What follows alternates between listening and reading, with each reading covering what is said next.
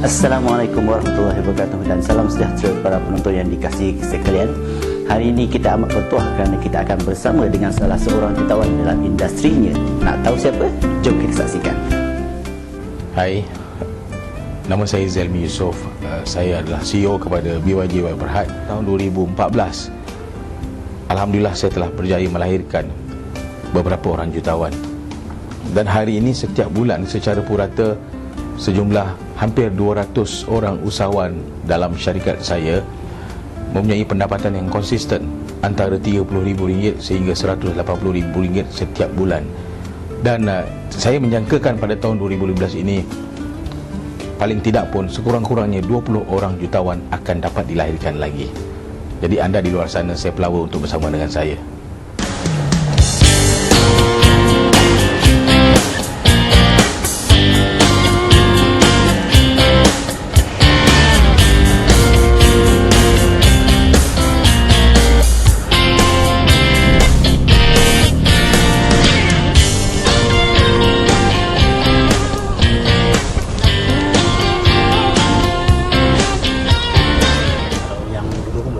Okey.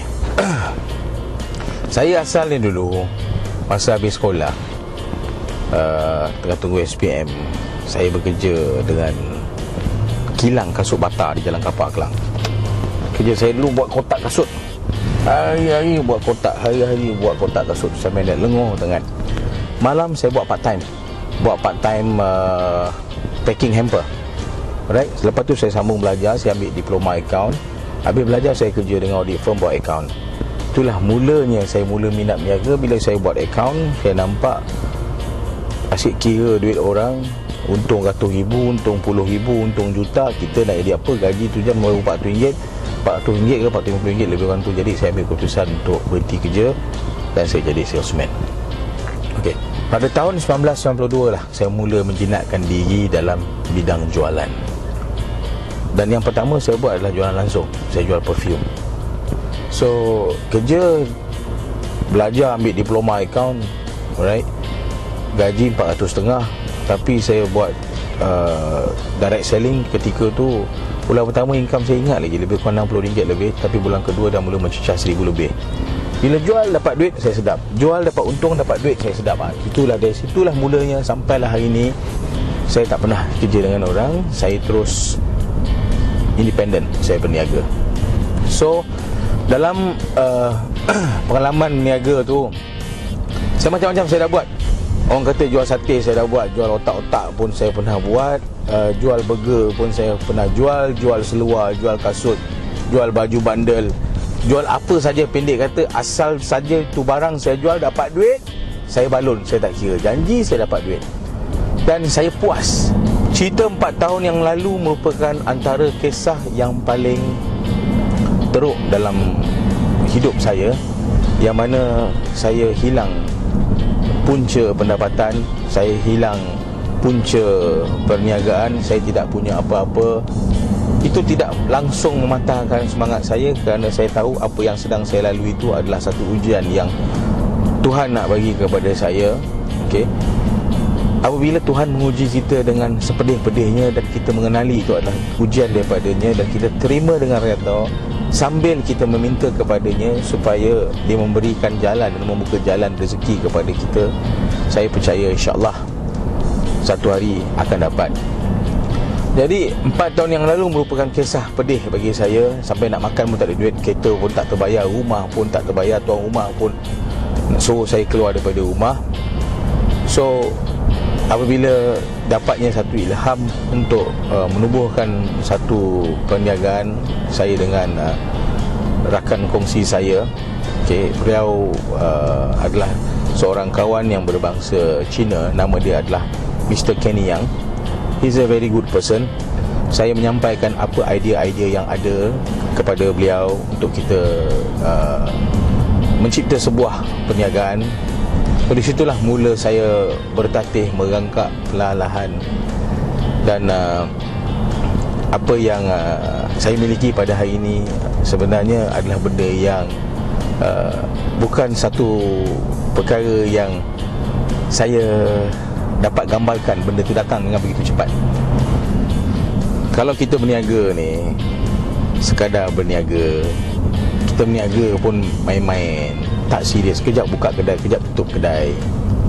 Impian kita kecil, cita-cita kita ciput aja.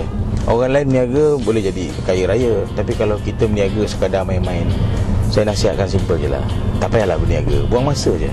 Lebih baik kerja je dengan orang. Dah tentu ada gaji setiap bulan, tak payah kita nak susahkan keluarga kita, duit tak cukup nak makan sekian dan sekian, macam-macam perkara. Jadi nak berniaga betul-betul, jangan main-main. Rezeki dalam perniagaan itu luas, tapi jangan kita tidak hormati rezeki itu sendiri. Laluan yang begitu sukar, pernah hampir saya give up. Pernah hampir beberapa kali saya give up, tetapi saya kembalikan balik semangat saya. Saya kata saya tidak boleh mudah berputus asa kalau saya ingin berjaya. Kerana saya punya semangat tu terus kekal, dan saya sentiasa membaca buku-buku kisah-kisah kejayaan jutawan-jutawan yang ada dalam dunia ini. Kerana saya sentiasa melihat video-video, movie-movie kisah kejayaan, benda tu terus, semangat saya dalam diri saya ni tidak pernah luntur, terus kekal. Dan saya terus meneruskan perniagaan ini walaupun dia sukar, tapi saya percaya dan yakin kalau niat kita betul, satu hari dia akan berjaya. Kejayaan ini bukanlah milik orang yang lemah. Kejayaan juga bukan milik seorang loser.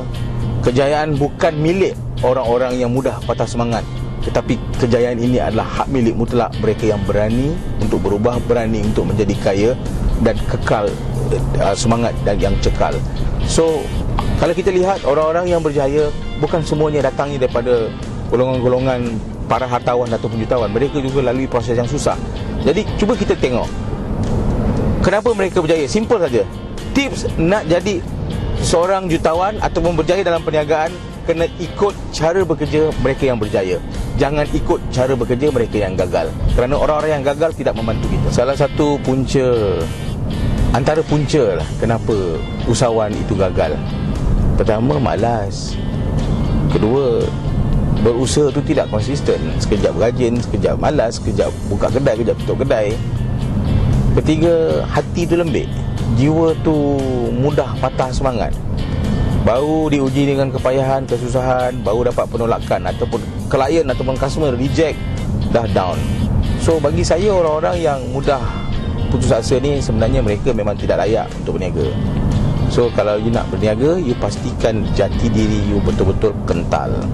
Kena ada jiwa sebagai seorang hero. Yang pertama sekali, kalau kita bercita-cita besar lah, okay? Bercita-cita besar ni, kalau you nak berjaya, walaupun kita belum kaya, walaupun belum menjadi jutawan, yang pertama sekali kita kena berani, okay? Berani, yakin pada diri bahawa satu hari kita akan kaya. Dan kita harus memiliki minda-minda semangat dan jiwa seorang jutawan. So barulah kita ada kriteria-kriteria tersebut, dan mudah untuk kita pergi jauh. Kalau kita tidak miliki kriteria jutawan, yang kita ada cuma macam meniaga-meniaga santai, tu yang kita punya meniaga tu main-main. So kalau itulah sikap kita, itulah kita punya karakter dalam perniagaan, perniagaan kita tidak akan ke mana. Dan bila kita berniaga tak maju, kita akan penat, kita akan tutup kedai. Esok buka bisnes lain, lusa tutup kedai, dan sampailah ketua menyentuh. So pesan saya, nak jadi jutawan tu bukanlah satu perkara yang mudah, tapi ianya bukanlah satu perkara yang mustahil. Yang penting you yakin dan you berani. Usaha dengan gigih. Jangan peduli soal penat dan soal gagal. You jalan saja, buat all out. InsyaAllah satu hari pasti kejayaan akan datang pada diri anda. Saya doakan semoga anda di luar sana yang menceburi dalam bidang perniagaan, belajarlah, dan insyaAllah anda akan sukses.